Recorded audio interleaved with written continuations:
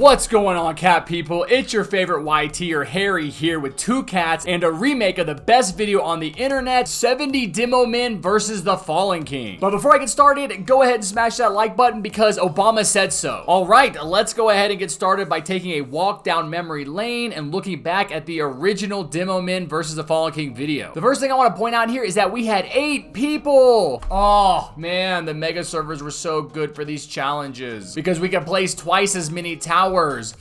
Does that mean that we're gonna struggle here? Yes. But wait, we might not because the DEMOMEN is a beast now. Here is a look at the new and old stats side by side. And would you just look at that beautiful maximum level DPS? Oh, okay. This is interesting. Even though we're only able to play with half the number of people and therefore half the number of DEMOMEN, the DEMOMEN actually does more than twice as much damage now. So that kind of works out. You can see that at every single level, the new DEMOMEN does more damage than the old one while still costing about the same amount of monies. I mean, it's actually cheaper to place now than it was before. As for these other stats, the fire rate is about the same, the range is about the same, except for the explosion range, which is much better. The good news here is that the DPS does not take into account the splash damage hitting multiple enemies, which means that the DEMOMEN are actually going to do more damage against those large hordes of enemies that start showing up later in the game, since each explosion is going to hit and do more damage to that group as opposed to just like one enemy at a time. And the last thing I want to point out here is the addition of the aim time category for the new DEMOMEN. Fortunately, that does not apply at maximum level, so it won't change anything about how this tower attacks during late game. All right, now moving on, you might have noticed in the background footage here that I had to save for golden mini at the beginning since the DEMOMEN does not have hidden detection. We only really needed the golden minis for early game because the medic we brought along to clear stuns can actually finish off a lot of the hidden bosses that the demos had already weakened, because even though the DEMOMEN themselves cannot target hiddens, the hiddens are going to take explosion damage from being near non-hidden enemies, so the medic just kind of finishes them off. And speaking of the medic, we use her here to clear the stuns. She is kind of strong, so we only use one, and the other supports are of course the commander and DJ, with the DJ extending the DEMOMEN's range, allowing it to attack for more time, and the commander increasing its fire rate so it can do more damage overall. And finally, I gotta say that the thing that surprised me most about this game is that with those new stats, the DEMOMEN actually are able to hold their own all the way up to wave 37. At that point, I went ahead and placed 2 max level rangers so we could kill the necromancer bosses and the fallen heroes on wave 39 and get us to wave 40. But the last time I did this challenge, we had to start using other towers by wave 14 just to deal enough damage to make it through mid game. So if you don't watch this entire game, at least go to wave 30 and watch from there to the end, because the DEMOMEN on its own pretty much destroys everything. All right, now I'm gonna give a shout out to my explosive teammates for this game, Barty Spider, Just Timeless YT, and Neoelli. Now go ahead and sit back, relax, and grab a cat bomb, and I'll see you right back here at the end.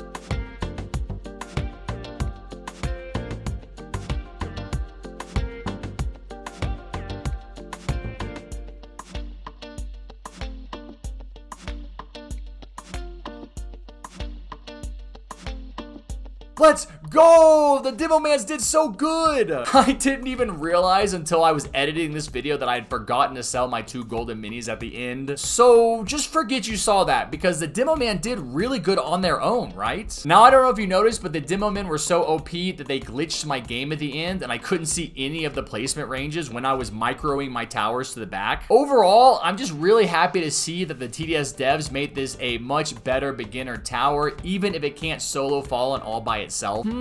Should I try a DEMOMEN accelerator solo fallen strat? Let me know down in the comments below. And on that note, if you enjoyed this video, go ahead and smash that like button with your forehead, hit the subscribe button with your big toe, and turn on notifications however you can so you don't miss any of my amazing upcoming content. And I will see you guys next time. Take care, be safe, and never forget what I always say, peace.